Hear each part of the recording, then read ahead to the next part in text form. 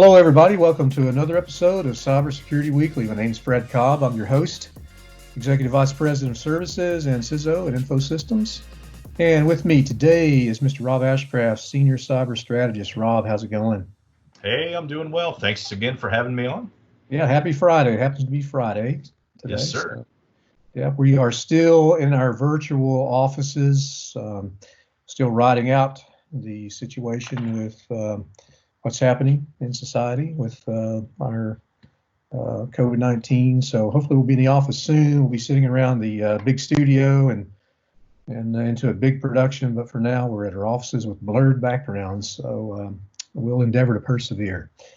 Again, thanks everybody for tuning in. So last episode we had talked about Center for Internet Security, Critical Security Control number 4, and we talked about going all the way through to number 20 and cover all those controls. We're going to shift gears today because this is a topic I get asked about quite a bit. Both Rob and I, we do a lot of speaking engagements. We do career days, talk to different groups of professionals attached to the information technology industry, and oftentimes we get asked about various careers. How do you get into cybersecurity as a profession, and what does it mean?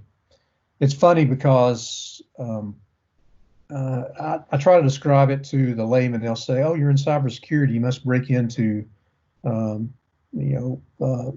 environments," and I say, well, that's one aspect of it, because what they're seeing is, it's sort of enamored on television with every TV show where someone's hacking into, a critical network, and it takes them all about 20 seconds to get into the network and get to the keys to the kingdom. But there's so much more. Rob, just what comes to mind when you think about being a cybersecurity specialist? Well, as you mentioned, I often speak with colleges and universities, and one of the topics is why cybersecurity. So I'm talking to possible would-be cybersecurity professionals, those that are studying that in school or IT in general. One thing I came across last year was in CIO magazine, there was a quote that said, "Experts in cybersecurity are among the most sought-after professionals in this tech sector." So the demand for workers in that field are outpacing other IT jobs by a wide margin. So one of the reasons why cybersecurity, well, to me, 0% unemployment is an attractive statistic. But beyond that, really, it's in cybersecurity, it's an ever-changing landscape of threats. So that means an ever-expanding scope of job roles and what you're doing, learning how to defend against things. So if you like variety, there's plenty of it in cybersecurity.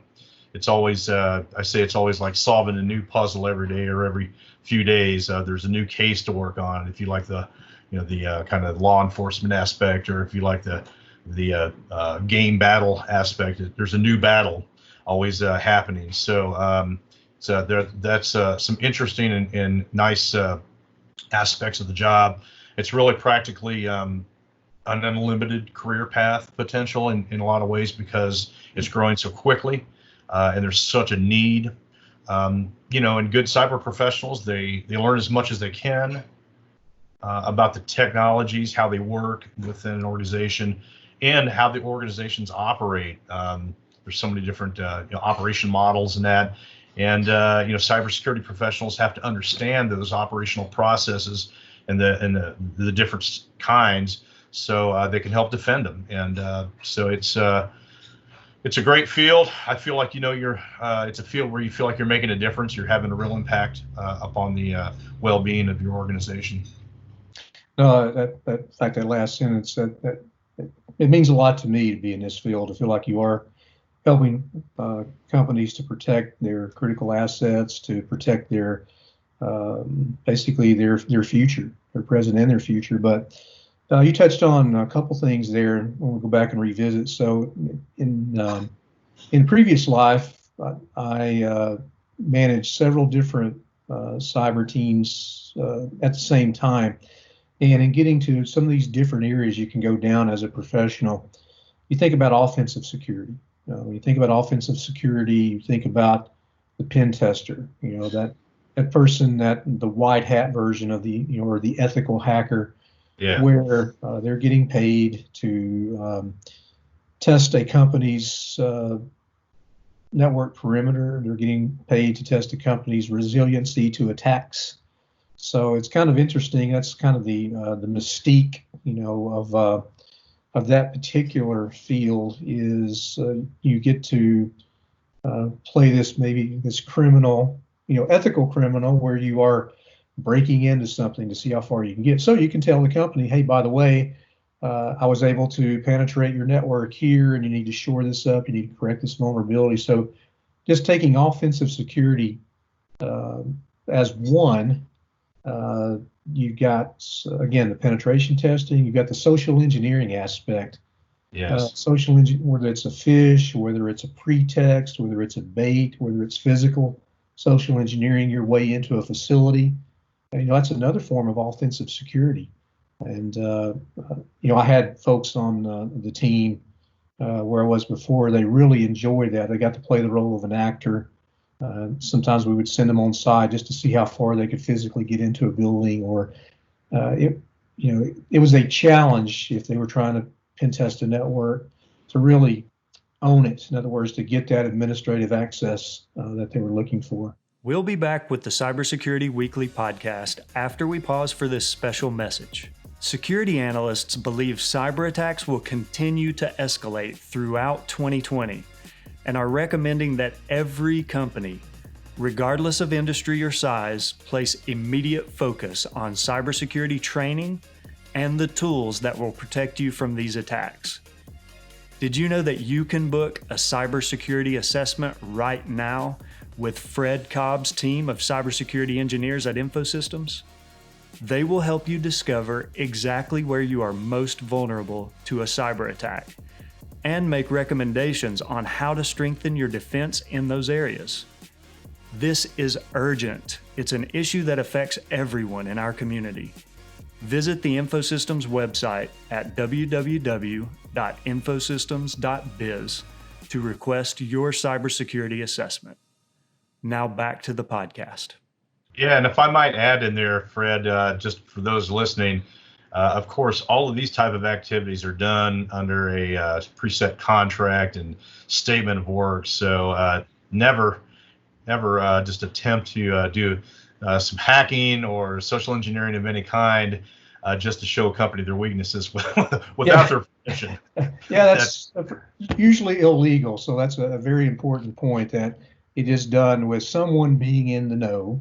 Yes. Now, there are something known as bug bounty, which is another form of offensive security where, companies, even like General Motors, big companies, they will contract with ethical hacking companies where it's similar to pen testing, but what they're doing, they're basically giving the bounty hunter free rein to come in unannounced and do probing for extended periods of time to discover any weaknesses, whether it's a bug in an application. Again, something on a pen tester might find a missing patch that leads to being able to exploit a vulnerability. So that whole bounty hunting aspect of that. But again, to your point, Rob, those are done with contracts typically. There are some situations I've seen where bug bounty has been sort of more of a freestyle, where a company may, or I've seen situations where a company would get information from someone, hey, by the way, I discovered this on your website. Here's how I could exploit your website. You might want to take a look at this. Companies can handle that different ways. They can be like, take that as a being not ethical, or they could take it as, oh, we really appreciate you finding that. Here's a coffee mug for your trouble, kind of thing. So yeah, I always rule on the side of caution. Anything outside of some type of contract agreement and something on paper, so to speak, is a little risky there. So I'd always be careful with any activities, anything outside of that. But certainly, companies hire firms like ours to work within their environment, depending what appetite they have for testing, whether it be just a simple penetration test on the outside, outward-facing IPs to see what can be done, what can be what's vulnerable, discovering vulnerabilities, and out of those vulnerabilities, discovering what's exploitable from that. Sometimes a vulnerability doesn't really allow anything to be exploited. It's just a minor vulnerability, but often that's not the case. But it can, the pen testing goes to more internal roles. It also can go to what kind of information can be garnered. So they actually have our testers pull pieces of data and say, here's what we were able to get, and we can get a lot more of this, but here's a sample. With social engineering, how far can we, they'll actually, as you mentioned, it's sort of a James Bond role, quote unquote, where we use social engineering to kind of fake our way in, disguise ourselves or play act as we're an employee or something. And some pretty stringent measures are taken, or extensive measures to penetrate the physical guardians of the building and actually go in and get on a system, hack it from internally, or get on the network using a port or something. There's all kinds of, the scenarios are endless, really, but the whole idea is companies are becoming more and more aware of the need to be tested, test their systems, test their defenses, and so that's where the offensive type of security comes in. Yes, in fact, there are some mandates. In other words, let's say we're a big retailer. Just think of one for those listening. Someone that takes credit cards. It can even be a small retailer, even down to a mom and pop.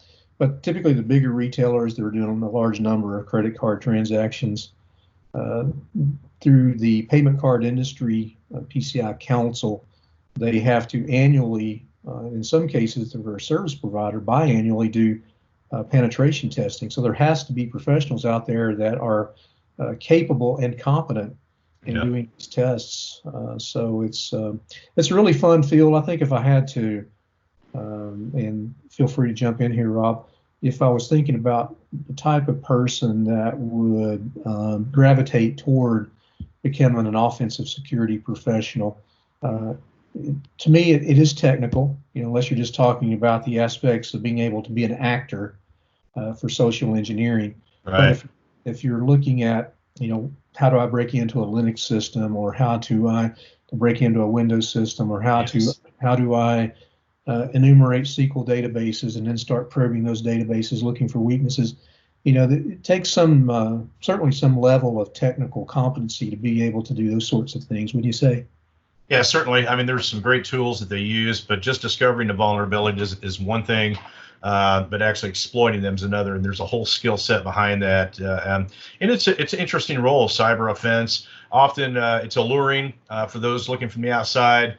They look at the Hollywood roles, as you mentioned, but it's not like that. It's you're not jetting around the world normally in intercepting nefarious code as it's being written, and it stands out in red. And so it's maybe not the glamorous Hollywood projection that you see, but I will say it's certainly rewarding and challenging. Right, absolutely. And I guess looking at it from a more formal perspective, one of the big certifications around that is the Offensive Security Certified Professional, the OSCP. That's one of the big certifications. It's recognized amongst pen testers as being, you're in pretty good standing if you're able to pass the OSCP exam. Yeah. So I know a lot of folks that have passed that exam, and very impressive individuals. So we could, I also want to mention red teaming. Red teaming is an industry term you're going to hear more and more of. You don't hear a lot about it because, penetration testing's kind of been the way to describe it for years and years and years. But red teaming is similar, maybe it's synonymous with the idea of pen testing, where a red team is sort of the offense, and think of the blue team is the defense, which we'll talk about, being a defensive cybersecurity professional in an upcoming episode. Yeah, but I think as pen testing and offensive security has matured, especially in the last 5 or 6 years, we've seen so many advances in this area that it's gotten more granular. And so the ideas of red teams, blue teams, and even purple teaming now, where the offensive and defensive sort of work together in tandem and show each other their cards behind the scene so they can learn from one another, especially the blue team, the defense team, which is normally a customer learning from the organization that's red teaming. It's doing the pen testing. They're doing a lot of knowledge transfer, and they call that purple teaming. And so there's again, it's getting more granular on the approach and breaking it down more and more. Absolutely. So again, that's a great area within the cybersecurity realm of all the different things you can do. Other things you can do, just to quickly mention those, and we're going to be spending a few minutes on each one of these particular areas in upcoming podcasts, is the inverse of a red team or a pen tester or an offensive security professional. That would be a defender. Think about those folks, maybe a SOC analyst or someone that is writing or creating at the engineering level those types of tools, utilities to capture threats that are out there and to write fixes to vulnerabilities. So also designing good defensive infrastructure. Yeah, architecture, sure. Yep. And we'll be talking about the role of the engineer. If you think about what does it mean to be a cybersecurity engineer, gosh, that can encompass so many things, and we'll get into that, talking about down all the way to the true engineering, the code or the programming level, to solutioning and implementing various tools. Certainly, probably the broadest scope of all the roles in cyber defense is in cybersecurity engineering and administration. So yeah, we'll spend, we'll certainly spend a few minutes talking about that. And one that's near and dear to our hearts, because we do so much of it, is the role of the assessor, or the evil term auditor. We tend to couch those more as assessments, but coming in and using a framework such as the CSC20, which we talk about a lot on these podcasts, or doing a PCI assessment or a HIPAA assessment or a NIST assessment. There's all these different frameworks, and we'll be talking about that could be a career for someone just to specialize in that type of work. Certainly near and dear to my heart, because that's a big part of my role with my organization. Sure. A couple more that we might be talking about, or in fact, I know we are going to be talking about, maybe the consultant and maybe the trainer. I know I may have missed one or two there. Yeah, I know information security management, as your career matures, there's a whole scope of positions and roles within the information security management. And then another aspect is pre-sales engineering and account management, which is more of a sales role. But these are not your general used car salesman or your stereotypical salesman. These are highly trained professionals, that understand customers' needs and then advise on those. Yep. So for those of you listening, we will certainly be covering those different areas of the profession of being a cybersecurity expert. So stay tuned for those. We'll be bringing those up. I guess we'll probably stick within this vein on our next series and just talk about a couple more of those, in addition to bringing back in our continuing talks about the CSC20, those controls. So appreciate everybody tuning in today. Hopefully you got some good information out of this.